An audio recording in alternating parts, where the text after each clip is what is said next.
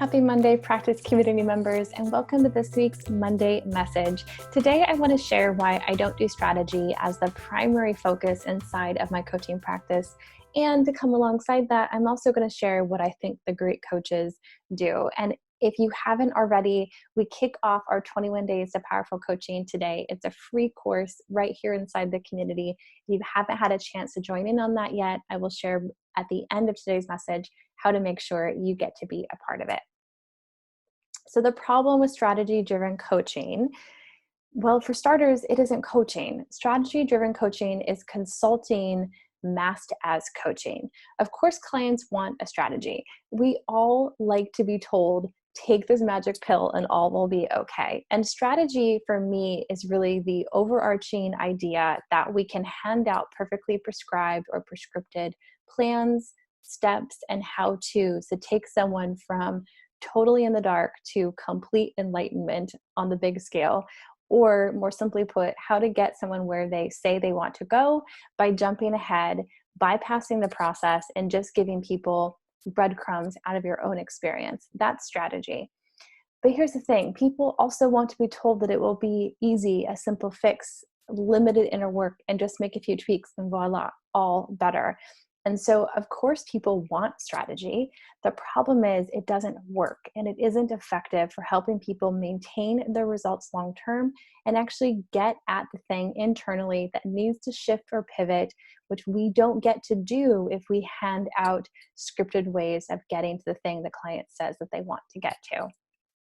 So let's look at the problem in deeper detail. So first, explanation kills exploration. If you have to write that down on a Post-it note and keep it on your desk, I highly recommend you do. The first step to transformation isn't explanation, it's curiosity. The very first step to any transformative process, and I will define a transformative process as the intentional choice to move from one way of living to a different way of living. And the movement from one to the other is transformation. And that first step in that process is curiosity. We have to get curious. And if we're going to be curious, we can't hand out prescriptions because we, in handing out those how-tos and prescriptive steps, have killed the curiosity in our clients and also in ourselves. The second reason it's a problem is that strategy doesn't create transformation. Strategy might support the process, but it shouldn't be confused for the process itself.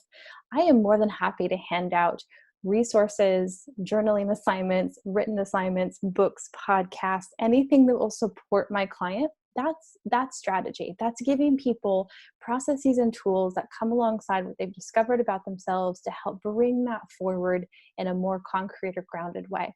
But that isn't transformation itself. It's just the supportive player to transformation. And the third reason it's a problem is that no one actually likes to be told what to do. We love to give advice, let's be real. We all love to dole out our brilliant guidance. The problem is we don't actually love to be told what to do. And as a coaching client, you might think you like to be told what to do, except in addition to being wired neurologically for safety and belonging, we're also wired for free thinking and autonomous choice. We like freedom. And I can tell you right now that the number one thing my clients tell me when they come to me is I want freedom in my life. Freedom to choose what I want, when I want it, how I want it, and for what purpose. That is autonomy. And if we're giving our clients prescriptive ways or strategies, we're taking away their free choice. So let's look at what great coaches actually do. And I'm not saying that you have to stop your strategy giving approach, but consider these in addition. Great coaches are masters of a process. Coaching as a process works every time. Not every coach works the coaching process every time, but the process in and of itself is a very simple set of tools and experiences that we can take anybody through. The process is quite simple, but it's often overworked. I often see that coaches are doing far more work than they need to be doing to get the result the client actually wants because they assume that they are the ones in the driver's seat. The client's in the driver's seat, you're sitting there reading the map, and the client is going to have the experience, and you're there to help them navigate it. And third, let the client do the exploration. Just open as many doors as possible, metaphorically speaking. Don't tell them what they're going to find there. Don't tell them what doors have to get opened and in what order. Let the client choose, because the choosing of it is an empowering experience. And we need our clients to be empowered so that when they hang up the phone with us or leave our sessions, they go out and do the thing they said they would do without having to create that codependency on you to tell them what's next. Great coaches are also not afraid of the dark. We don't hold ourselves back because everything is working great. We hold ourselves back because we are habit makers who get stuck in old ways of thinking and believing. And most of what isn't working is hiding in the dark.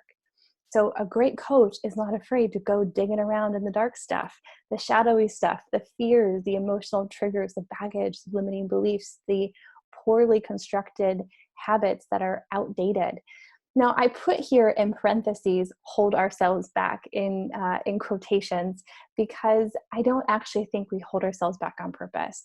We're not wired to do that. We're wired to maintain integrity and congruency with ourselves at all times. But when the goal changes, when our goalpost moves, when our desire moves, and our current way of living doesn't have a model for how to attain that goal, that looks like incongruency. It's really not. It just means I don't have the appropriate steps inside of my way of living my life to match that outcome yet. And where it can be too much of an allure for a coach to come along and say, let me hand you how to get there. If it doesn't come from within the client, if the client doesn't go digging around in their dark, they're likely to recreate the very situation that got them in this pickle in the first place. Great coaches are also excavators. They don't instruct, they extract. That's another sentence I would write down. Great coaches don't instruct, they extract. I was given that sentence from my own coach, and I couldn't agree more. And I've written it on a Post-it note, put it on my desk. So I remember when I'm working with clients, I'm not here to guide you. I'm here to inquire from you. The power is in the client making the connection for themselves from within themselves. I mean, literally voicing it in their own language, with their own voice and their own expression, something they're experiencing on the inner level. When we speak a new truth, we rewrite old patterns, and this rewires our neurology. When we rewire our neurology, we now have that aha or light bulb moment. Those aha moments are how we create transformation.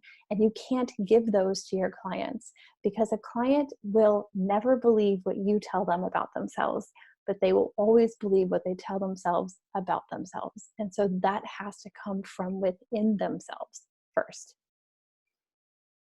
And last, great coaches are focused on inputs. Results happen one input at a time. An input is a metaphor for anything we do. So results happen one new habit, one practice, one choice, one behavior at a time.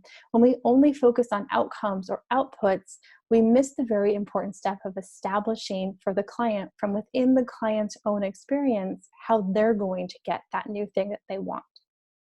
Because if a client succeeds with your output, which is another way of saying if a client succeeds because of your strategy you gave them, you actually created that success. They didn't. They don't have a lived experience of that they can pull on in the future. And on the flip side, if a client fails with your output, in other words, if your strategy doesn't work, you also created that failure, and they're not going to take responsibility. They're going to say that coach didn't do what they said they were going to do. That's disempowering for both the client and the coach. And I think, unfortunately, more of us in this community have had that experience where the coach got on a little bit of a high horse, gave us a strategy, the strategy flopped, and what did we do? We blamed the coach.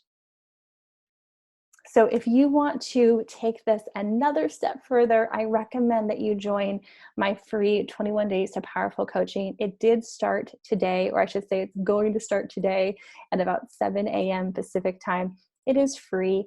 And over the 3 weeks from today through May 1st, right here inside the community, you're going to get a whole host of really good information, worksheets, videos, content, and community to talk about what it actually means to be an effective and powerful coach.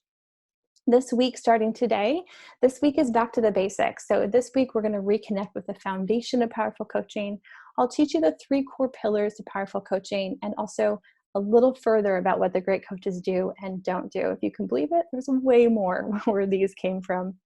In week 2, we're going to talk about skills of the most powerful coaches. So learn the do's and don'ts of the world's best coaches, most of which you probably have never heard of, 10 skills of those coaches, and what I personally model my coaching practice after, which just might surprise you.